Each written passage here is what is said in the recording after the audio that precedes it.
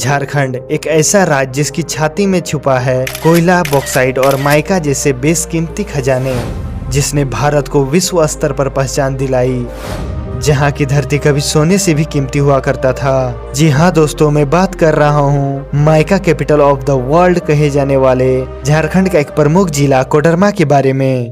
पर आज यही जिला गुमनामी, पलायन और गैर कानूनी खनन की मार झेल रही है।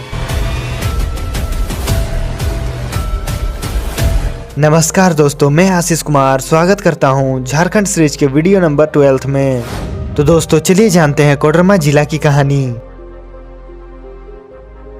कोडरमा जिला झारखंड के उत्तरी पश्चिम भाग में स्थित है। इसके एक तरफ बिहार का नवादा जिला और दूसरी तरफ झारखंड के गिरिडीह और हजारीबाग जिले हैं। बराकर नदी यहाँ की प्रमुख जलधारा है और यह इलाका पहाड़ियों, जंगलों और खनिजों से भरा हुआ है। लेकिन इस शांत और सुंदर इलाके की सबसे बड़ी पहचान है माइका।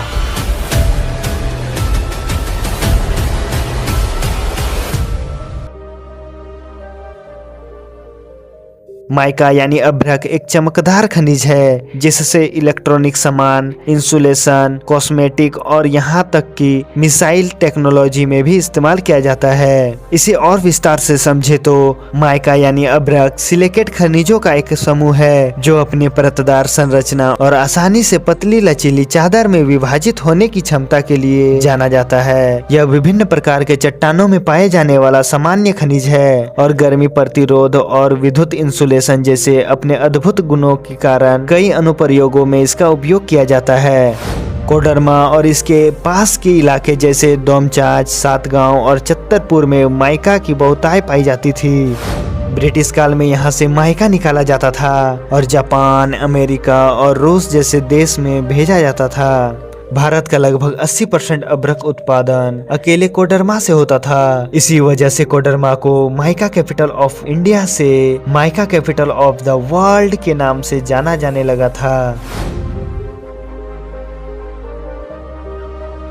1900 के शुरुआती दशक में यहाँ माइनिंग कंपनियों की बाढ़ आ गई थी। ब्रिटिश और मारवाड़ी व्यापारियों ने कोडरमा की खदानों को लीज पर लेकर व्यवस्थित खनन शुरू किया।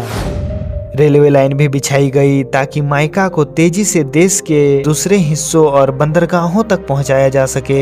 इससे कोडरमा में रोजगार के अवसर बढ़े, गांव में पैसों की आमद हुई और हजारों परिवार को रोजी रोटी मिली। लेकिन कोडरमा का यह सुनहरा दौर ज्यादा दिन नहीं चला।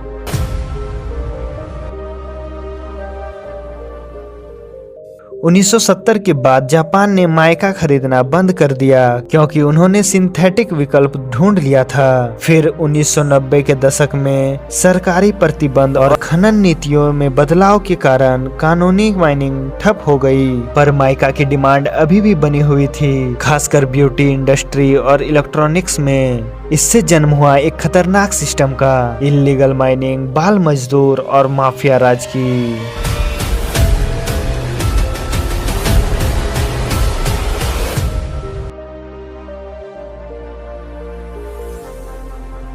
आज भी कोडरमा में कई लोग माइका चुनने का काम करते हैं, लेकिन ज्यादातर ये काम अवैध रूप से किया जाता है। बच्चे जिनकी उम्र स्कूल में होने की है वो पहाड़ियों में माइका यानी अभ्रक ढूंढते हैं। लेकिन अब सरकार और कुछ एनजीओस ने मिलकर कई प्रयास शुरू किया है। बच्चों के लिए स्कूल, वैकल्पिक रोजगार, पर्यटन को बढ़ावा देना, महिलाएं SHG यानी सेल्फ हेल्प ग्रुप के जरिए रोजगार, तिलिया डैम, सतगांव हिल्स और प्राकृतिक सौंदर्य को आधार बनाकर इको टूरिज्म की शुरुआत की जा रही है।